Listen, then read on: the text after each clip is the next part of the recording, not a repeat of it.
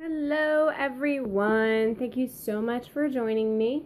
Thank you to all my replay viewers, everyone that's coming on. Glad you guys are here with me today. I'm going to flip my camera around so I can talk with you better. Hello, my name is Keely. If this is your first time with me, I'm the owner of LoveHopeAdventure.com, and I blog about the marriage relationship, intimacy in marriage, how to have a deeper relationship with your spouse. And I also do some lifestyle posts, so you can look at some recipes and stuff like that. So if you want to check me out, I'm at lovehopeadventure.com, and I definitely talk about sex. So this is a blog for married people, and sex is a very big part of marriage. And it's really important that we have these conversations because there are a lot of people having these conversations. And those of us that we believe in Christ and we look at sex through a biblical lens, we really need to be talking about it. And so I am not going to shy away from these kinds of topics. Now, I know that women can sometimes struggle to get in the mood. I'm not saying no men struggle to get in the mood, but I honestly have not a whole lot of help for guys. So, yes. Christian women talking about sex. I am the sex talk lady. I definitely have been called that by people that know me and by my MOPS group. And I actually have a website called IamTheSexTalkLady.com, but I haven't been blogging over there much. And eventually I will make that into something too. So I know that women can really struggle to get in the mood for sex. And it's hard. It's hard because if you have, no time in your day and you're already feeling rushed and you're tired and all these other things, all this stuff plays into your desires for sex and your time for sex. But it is so important to spend time having sex with your spouse. This is good for you. This is good for your spouse. Don't ever develop the mindset that sex is just for the other person, but also don't take on the mindset that sex is just for you. Sex does need to be selfless, but it also does need to be for both parties. So both of you guys benefit from being together sexually. And I know that it can be hard to get in the mood when you have had crying kids all day. And, especially like when I have babies and they were puking on me and I felt terrible and I smelled like throw up and it never mattered, all right? So there are things that you can do to help yourself get in the mood faster. And I'm not saying you want to fast track sex every night, but I think, you get to the end of a tired, long day, you're kind of tired, and you don't have an hour to really devote to one another, which I hope you will take that time on occasion, but sometimes, you've only got a little bit of time and you kind of need to use it wisely.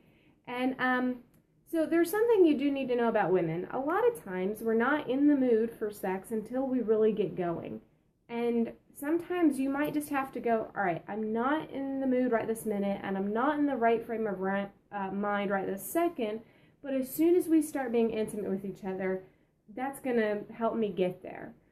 Sometimes you're going to need your spouse to invest more time on foreplay moves with you, and that's great, but if you don't have a lot of time and you're really trying to help yourself out so that you guys can connect with each other in this way, here are some things you can do. First of all, it all starts in the mind for women. So during the day, go ahead and make that decision first thing in the morning or sometime in the afternoon. We're going to have sex tonight. This helps your mind get ready for that. And this way it's not coming out of nowhere for you. Guys are really easy. They get turned on super fast. It's like you guys haven't even flirted with each other all day or seen each other for half a second. And one look at you in the right light, he is ready to go. And you're like, I wasn't prepared for this. I was going to bed. So there are, if you just go ahead and have that in your mind, well, it's been 2 days or it's been 3 days or I don't even remember when it's been. We're having sex tonight. If you go ahead and make that decision earlier on in the day, it helps you to prepare. So get it on your mind. The more it's on your mind, the easier it's going to be for you when it's time. It'll be easier for you to initiate. And initiating is another really good way to get yourself in the mood. If you decide, I'm going to take these steps to initiate sex, it will put you in the right frame of mind. It'll put you in the mood. Don't wait for your spouse to always come to you. Initiate. Another thing you can do is you can get dressed in something that makes you feel good about the way you look, whether it's lingerie or a sexy outfit or something that you only wear for your husband. Put that on, and that will help your mind also. It'll help you get yourself there. Even if you only wear the clothes for a couple of minutes, if you're really struggling to get in the mood, putting something on that makes you feel really attractive can help you. Feeling sexy helps you get into the mood. And I don't suggest that you do this when you're out in public. You know, I'm not suggesting that you dress like this every day, but do this for your husband. Another thing you can do is light candles. Like women actually really do a lot better with this maybe than men, but like aromatherapy, there are certain scents that act as aphrodisiac for you. So maybe like jasmine is one of them, and I can't remember, there's a few others, but it doesn't have to be that fragrance. So one thing you can do is you can choose a fragrance that you only wear during having sex. And every time you go to have sex, put it on. And when you put it on, eventually you'll have trained your mind to feel aroused by that scent. So keep that scent only for making love with your spouse. And so every time you guys have sex, put it on. And you can switch this up, but just put that fragrance on and you train your mind to become aroused by that.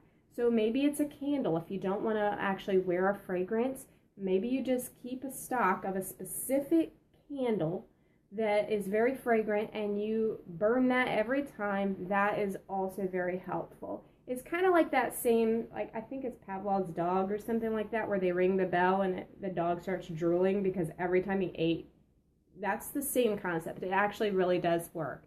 And because smells are so tied to memory, if you've ever had a smell and all of a sudden it takes you back to a memory, it's kind of like that same thing. So when you're having sex, every time around that same scent, it just takes you back to that and brings those emotions. Another thing you can do is maybe put on music. If there is a kind of music that makes you feel in the mood, you can put it on. I definitely love instrumental jazz music. That's something that I really like. There's a specific kind that I like. Oh yes, you like the smell of your husband's cologne, and that can really do it for you. If he puts on that cologne every single time, that can help you too. I don't know if 80s music's going to help me get in the mood. I hate 80s music. So I love instrumental jazz music for like that time where we can be together. If there's ever words, that is way too distracting for me. So sometimes I can put myself in the right frame of mind by playing the right instrumental music. You have to determine for yourself if that will work. It might help. If you play that often while you're making love, that will really help. So those are a couple of things you can do, like, I don't know, habit-wise that can help you. Another way is for you to start flirting with your husband. And like I said, initiating, taking the lead, that just tells your mind, I want to have sex and I'm ready for it, okay? So that helps you to get in the mood faster. And again, sometimes, like I said, you may not really have time to get in the mood, but you want to have sex with your husband and you just need to get started. And during it, you're going to feel more in the mood, all right? Another thing you can do is to look at the two of each other in the mirror together, undressed, with the lights on, okay? That's important. Because visually, I don't know if women are as stimulated visually as men, but we're still stimulated visually. And so you can get in front of a mirror with your husband and you guys can take a few minutes and just look at each other. You're telling yourself, you know, I want to have sex. This is in your mind. You can also just visualize times you guys have had in the past. So think about like a sexual memory. And I think that I definitely struggle with that. What advice for you? I've like said 100 things so far. So for me, I kind of struggle with a sexual memory. So what I do is I have to kind of like every couple of months, maybe every couple of weeks, I have to just really, really pay attention to one of our lovemaking sections, lights on. Yes, lights on is for everyone. Everyone should definitely have lights on, unless there's like a real reason, like I think someone might see in, okay, because you might be in a place where people can peek in if you're at a hotel or something like that, right? So that might be a reason to have the lights off, but not in general. It should not ever be your norm. And I actually wrote a post about this on Love, Hope, Adventure, and I posted it last night, so you can read my take on why lights should be on during lovemaking. And it really does help you to have a visual. So pay attention to one of the times you guys are being together. Really look at what's going on. This may seem embarrassing to you, okay, but it shouldn't. Eventually, you will not feel as embarrassed if you do feel embarrassed to look at what's going on, but see what's going on. Look in the mirror while you guys are making love so that you can have that visual and then you can recall it later on. So if you're saying, all right, I want to get in the mood and I don't have much time to do it, these are the things I'm going to do. I'm going to light my candle. I'm going to put on some music. I'm going to put on an outfit that tells my mind we're about to have sex. I'm going to think about a time we've had sex in the past, and I'm going to really put it in my mind. I'm going to get in front of the mirror with my husband, and this will help you to feel excited about making love. And the whole thought, the whole purpose of sex, not the whole purpose, but one of the biggest purposes of sex is pleasure. It's not just to have children. And when you read Song of Solomon, you will see that they talk about doing so much stuff. I mean, like, they just describe the other person's body. So they're thinking about each other, they're fantasizing about each other, they're fantasizing about how they're going to get out in the country and make love, and all the sense that is going to surround them during that, and what it's going to be like. So we should definitely not feel bad about getting ourselves in the mood and just embracing it. Give yourself permission to fantasize. And I tell you, I wrote that article and I had a reader tell me that it revolutionized their way of thinking, because I said, give yourself permission to fantasize about your spouse. And I think sometimes we don't want to give ourselves that permission because we're scared. Well, fantasies, that's a bad word. No, we've made it a bad word maybe, but it doesn't mean it's a bad word. Daydreaming, if that helps your, take your guard down a little bit, just daydreaming about making love to your spouse, that is something we see in the scripture. So it's okay to do that, and not only is it okay, it's good for us to do that. Could sex just be sex and not intimate? Well, I think it could be, but I don't recommend that. I think sexual time with your spouse should be intimate. I think that the world, I think there's just so much. There's porn. That's a bad thing. That's bad. That is not intimacy right there. That is there for your viewing pleasure so that you can, orgasm, but it's not about a relationship. And sex should be about a relationship. And if your sex life isn't about a relationship, if it's just about the two of you guys orgasming or one of you orgasming or whatever, you're missing so much of a satisfying sex life. And a lot of times what I see is people who are not sexually satisfied, they have problems in their relationship. They are lacking in those areas. So sometimes having a lot more sex will help that and will help you feel more connected and intimate with your spouse. And other times you've got to do other things. So look, just have more sex and maybe the problems will resolve themselves. But if they don't, you might start seeing what the problems actually are and how you can work through them. So a relationship is so important. And what the world teaches us about sex, I don't think is very relationship based. It's very selfish. Like, I'm going to take care of me and I'm going to please me. There's like several songs out there right now. Yes, have more sex. And I think, look, the more you have sex, the more you want to have sex, the more pleasurable it is for you. You guys, intimate, it is so important. And the world is trying to teach us, okay, that we should love ourselves. Great. I'm all for that. And self-love. I'm all for that too. But But I don't think self-love means I need to get off by myself and masturbate. That is a big thing that the world is pushing. In my marriage, I want to be with my spouse, physically intimate with him, and enjoy that time. The sex shouldn't just be about me, and it shouldn't just be about him. It needs to be about both of us. And a lot of what you're going to see taught is that sex is about you, for you, and you can do it yourself. Forget about the other person. There's plenty of ways that you can reach that on your own. And in marriage, that's devastating. You are destroying your sexual intimacy. And think of it this way. You guys are so welcome. I know it's really hard to talk about this stuff, and it's really hard to listen to it, right? But I don't have a problem talking about it. I've talked about sex my whole life, and that's okay with me.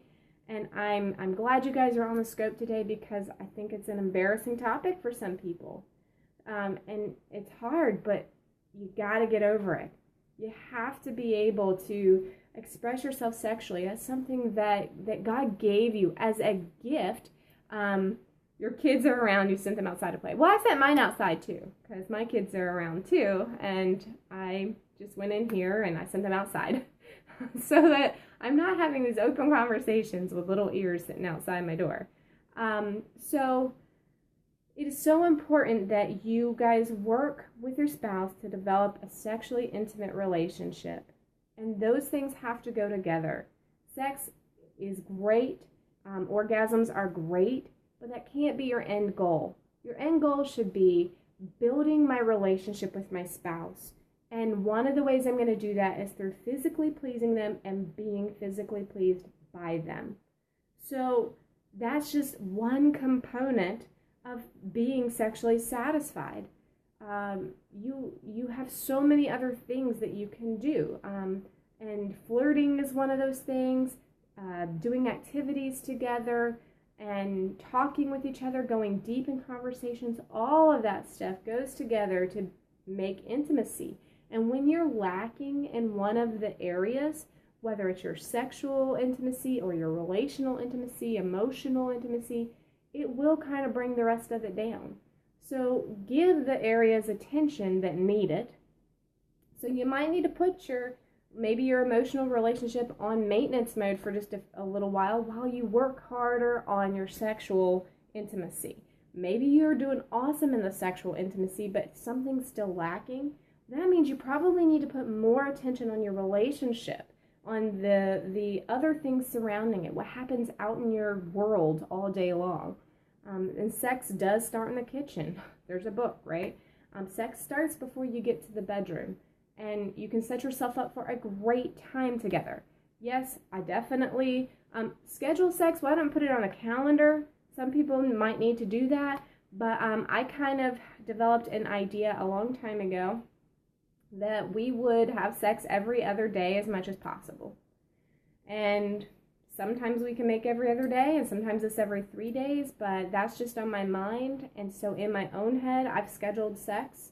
In my own mind, I say, it's been 2 days, it's time. Or it's been 3 days, we want to be together, because it's so important. And I'm going to tell you guys, I wouldn't let that many days go by without talking to my husband. I wouldn't get together with him every 2 or 3 days and be like, well, let's have a conversation, right? It's very important that you do those things with one another, because it's like a building block of your relationship.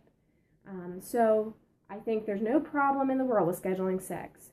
I think if you watch stuff on TV, now I do not watch sex scenes and I do not watch that kind of stuff. I fast forward that stuff. I try really hard not to. Seems hard when you have a toddler. Well, I've got 3 boys, and I've had toddlers, and I've had babies, and I've had babies and toddlers all at the same time. And I'm going to tell you, you can either invest in your relationship with your husband now, even when it's really super hard, or your kids can grow up and you don't have a relationship left with your spouse. I know it's hard. I know the balance is hard. It seems like you feel very tired. What do I do when I'm just too tired? Well, because we're not having sex every single night, on the nights when I'm just too tired, I make sure the next night I'm not too tired. And I schedule my day so that I'm not too tired. If that means I gotta sleep in a little bit, take a nap while the kids are doing something, just get rid of some obligation in my life. We've worked very hard to make sure that we are not too busy. Now, we've got a lot of things going on, sure, but we are not too busy. Our kids are not involved in 500 things. We aren't leaving the house to go do stuff every single day. And that's what works for us so that we're not too tired. If you are finding that every single night of the week you're too tired, something needs to go in your life. I don't know what, but I just encourage you to figure out what it is. And I know you're sitting here going, well, there is absolutely nothing in the world I can get rid of. I don't think so. I think we have to do a lot more than what we actually have to do. And I'll tell you, I've let the dishes pile up, and I've let the laundry pile up, and I've let the housework go to junk so that I can sleep. And some people say you sleep better after sex. I don't really sleep all that well. I haven't really noticed sleeping better after sex versus not. Some people do though, so great. And if I am feeling very tired more than so many days in a row, I reevaluate what's going on.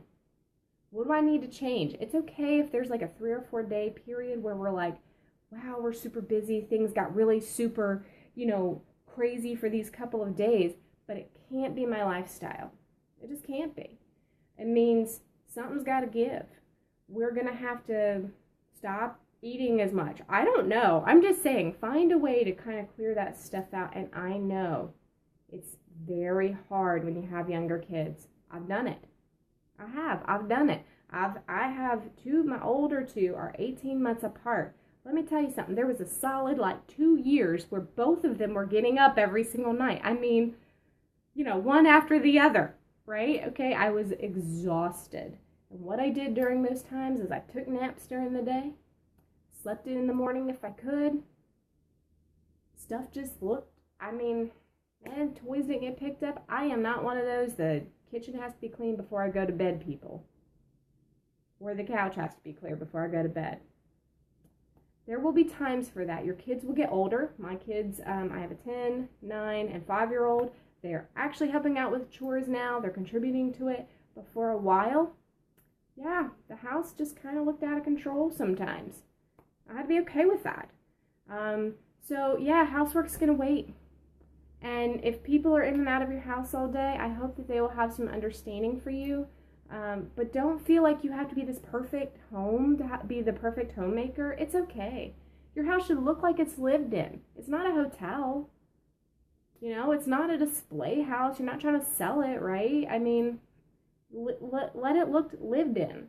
Now, I've worked very hard to keep my kids from leaving their stuff all over the floor because I'm a klutz and I fall all over everything. So our floors are pretty clear because if there is one thing in the floor, I will step on it. I will come through the house and break my ankle. So we try really hard to keep the stuff off the floor. But yeah, the house is not always tip-top shape. And that's okay. That's okay. You have a toddler. There are things that are important. And I'm not saying clean dishes aren't important, but, change your level of cleanliness for a little while. It's all right. Don't let your relationship suffer because you feel like I've got to do every little thing and it's all got to be perfect. No. Your relationship is very important, and there will come a point when your house will get back to normal. Your kids will be old enough and they will be able to help out, and it's not going to be like this forever.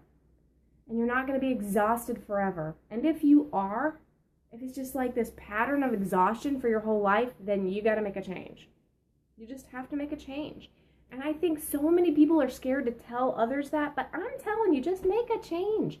Stop volunteering for as many things. Stop being a part of as much stuff. Your kids are okay if they don't play sports year-round. Pick one activity a year, put them in it, boom, that's it. You got 3 kids, that's 3 activities. That's a lot of running around. If they were doing that year-round, then I would lose my mind. So that's kind of where I am with that. And I think that my relationship with my husband is much more important than a lot of things going on. So if my relationship's suffering, I got to figure out where can I cut so that I'm not too tired to have sex, so that I, can make that stuff. Now, I'm not saying that there aren't some very extreme circumstances that come up that keep you from doing that. And your husband has a long commute and he's exhausted. Okay, figure out a way to take more off his plate around the house. My husband was in seminary for 5.5 years. He was in college for 4 years prior to that. So the first 10 years of our marriage, my husband worked a lot. He was gone a lot, did a lot. And I just did everything I could to keep everything off of him that I could handle. And we let a lot of things go. So I understand feeling tired. I get that. I hear people say that all the time. There will be some periods of time in your life where it's like that. But you do have to make sure it's not a lifestyle. A period of time, fine, but not a lifestyle. Because there's only so long that you can let your sex life go before it really damages your marriage and your relationship with your spouse. There's only so long you can let the emotional aspects of your marriage go. I mean, I talk to people who are like, I never have time to talk to my husband. I'm like, y'all need to make a change. Somebody suggested morning sex might help with a nighttime hubby worker. Guys, you got to work it out. Don't feel like it's got to be this conventional thing. Well, I can only have sex at 10 p.m. or whatever. Find a way to make it happen. Your husband got a day off. You got a day off. Take that day off and put the kids outside and find time to be together. So whatever works for you, I encourage you to do that. And I hope that you will use some of the tips that I have for you today to help yourself get in the mood on short notice, quick, fast, and in a hurry. And these are kinds of things that will help you. And again, don't be afraid to start having sex if you're not quite in the mood. You'll get there. It'll take a couple minutes, but you're going to get there. So thank you guys so much for joining me today. I hope you'll check out my post about why you should have lights on during sex. Because I really think that's important. And I actually am... I really can't imagine getting up underneath the covers and it being dark. That could be disastrous. Disastrous. No lights on. That would not be good. So, check me out at lovehopeadventure.com and I will be on tomorrow around this same time. Thank you guys for hanging in here with me because this was really long and I didn't mean to go off on all these tangents. So, thanks so much and I'm glad you guys are commenting and enjoying.